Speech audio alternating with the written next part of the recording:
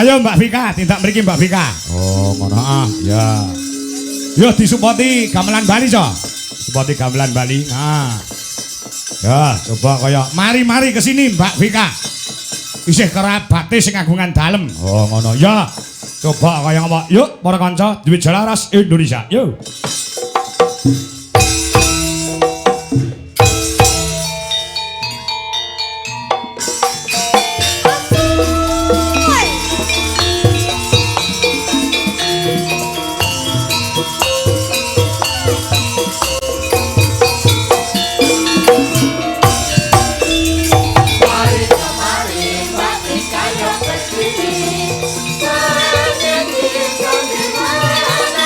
Goyang kanan, goyang kiri.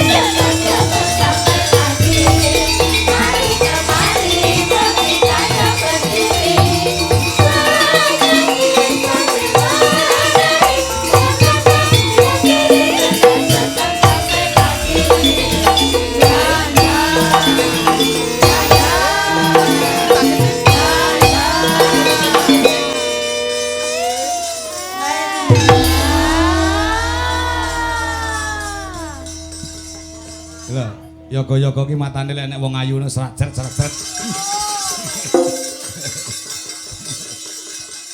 Assalamualaikum warahmatullahi wabarakatuh. Leres, Mbak Vika nggih. Miki dipun dudul niku dipijet mengko saged muni.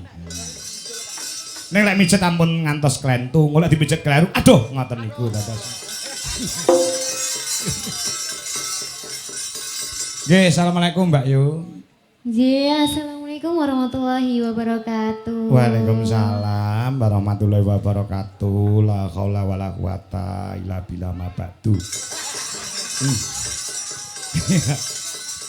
Nggih, leres nggih? Nggih. Naminipun Mbak Vika. Nggih, leres. Vika sinten?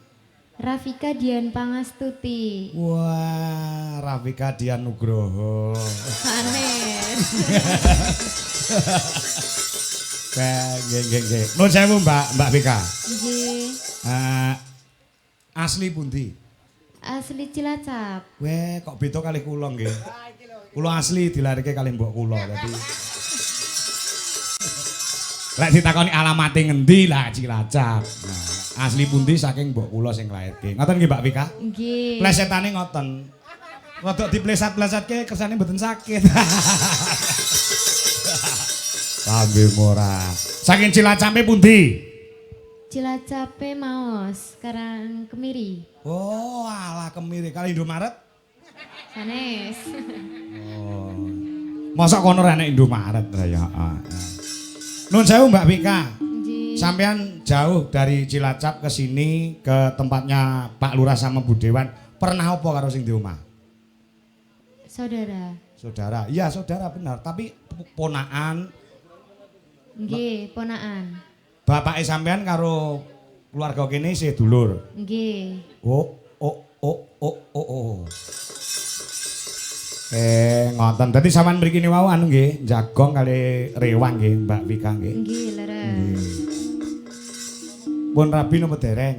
Dereng tasih sekolah. Oh, tasih sekolah. Sekolahnya wonten pundi?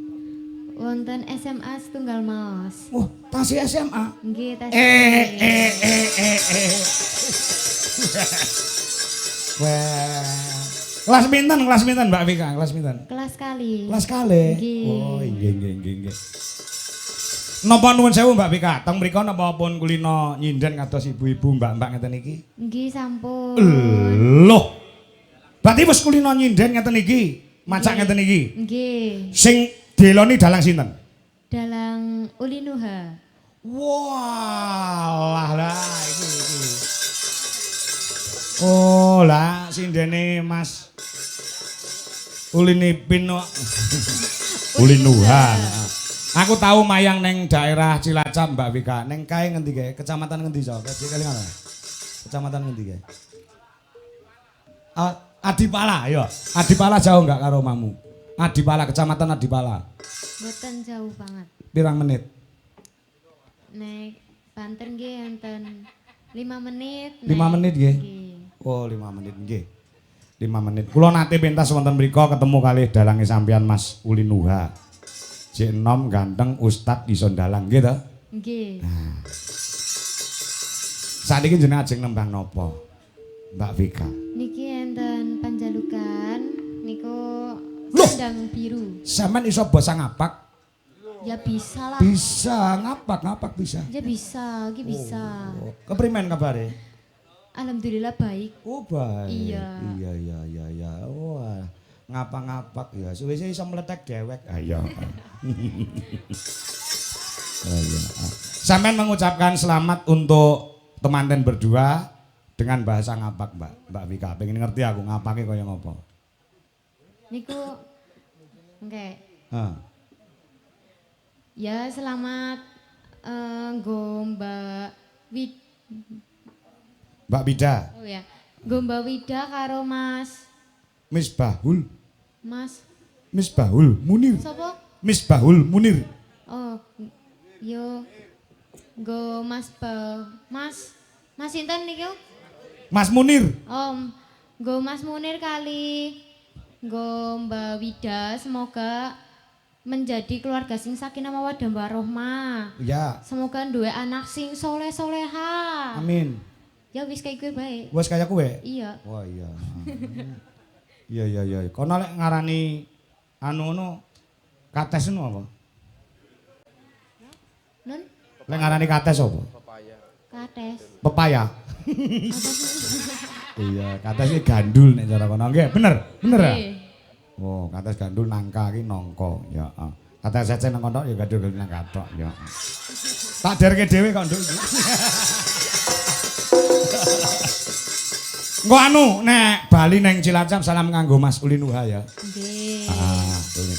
Tak kira dalangmu wis kenal karo aku wis tau ketemu ra ketang. Sak gebiaran. Ya coba, nembang apa? Mbak Kayune. Napa? Nembang apa? Enten panjalukan niku selendang biru. Oke, siap. Selendang biru dangdut nggih. Sanes. Napa kedep tes mak niku to? Nggih. Wah. Oh iya, pancen kudu kedep kok, Nduk. Ya, Ya. Dibawani mboten? Mboten saged. Oh, mboten. Ya. Nggih. Kedep samanten monggo, coba. Nah, ya.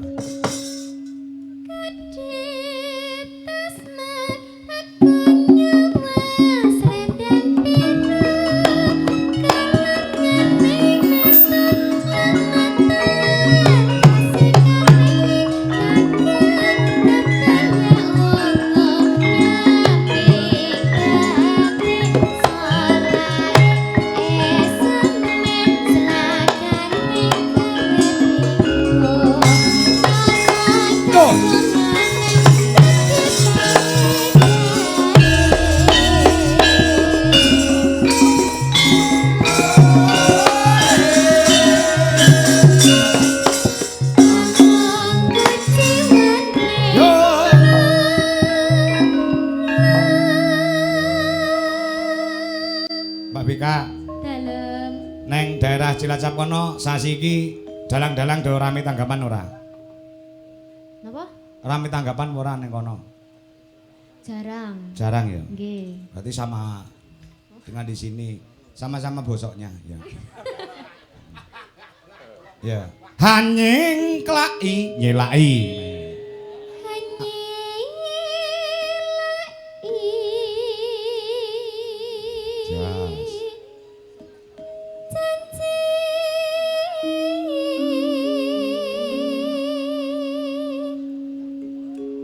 Selendang biru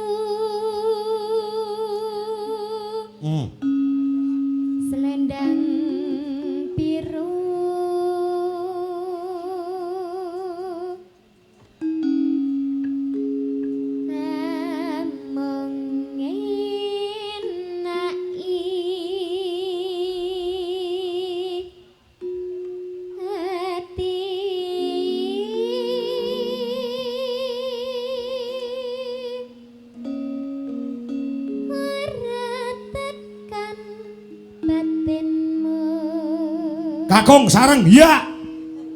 Selendang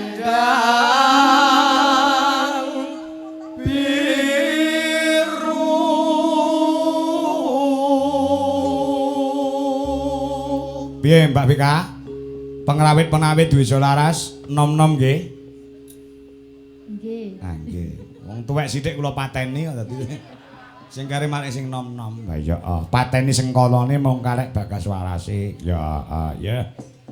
Monggo Mbak Vika, dilanjutke Mbak Vika. Tetep ana janjimu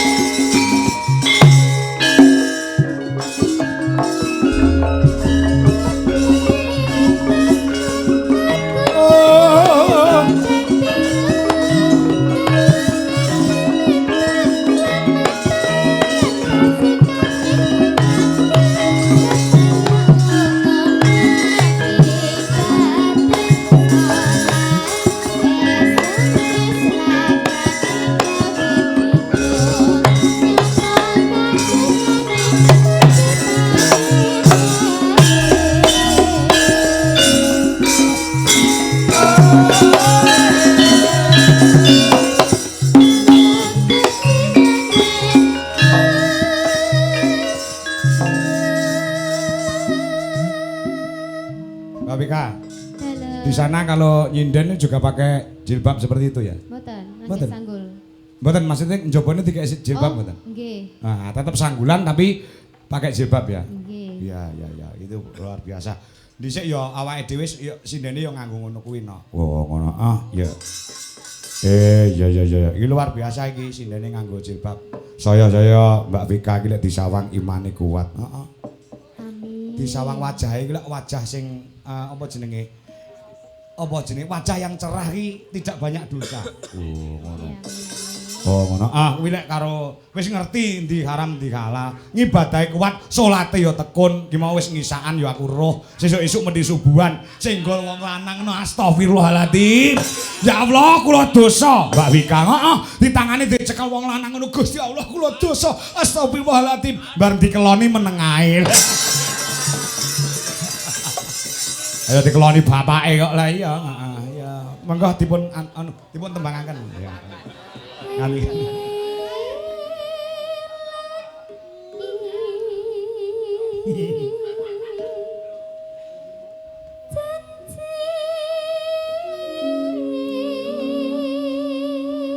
Ya. Selendang biru. Tas selendang. Selendang biru.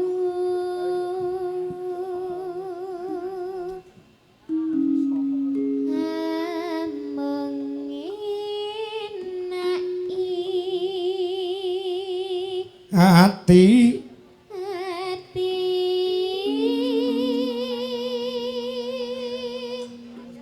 Ya. Meratakan batin setiamu. Kakung suara gede. Iya. Selendang biru.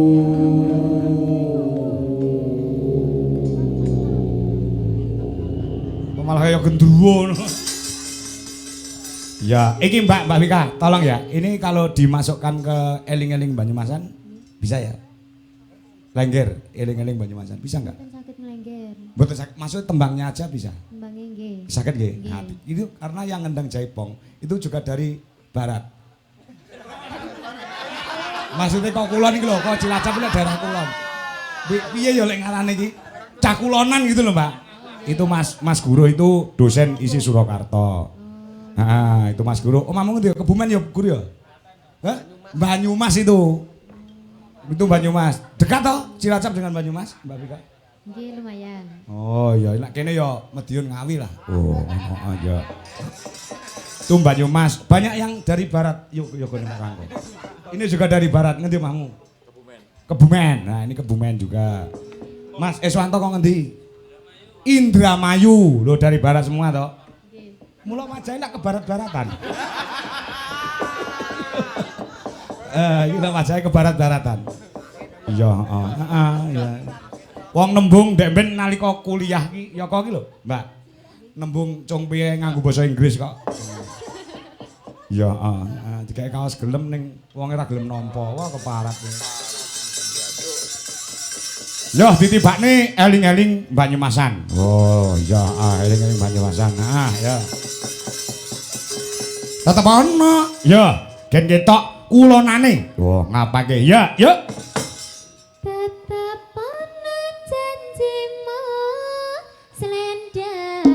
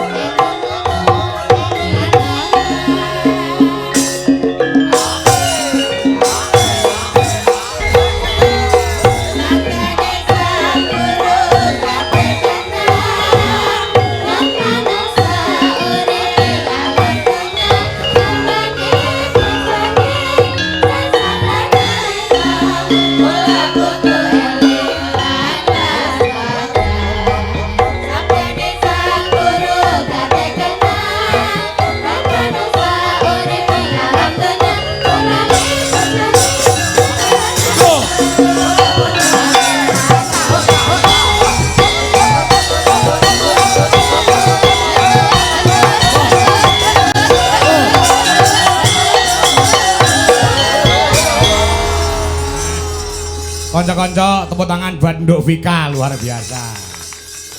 Terima kasih Nduk Vika telah menyumbangkan suaranya. Nggih.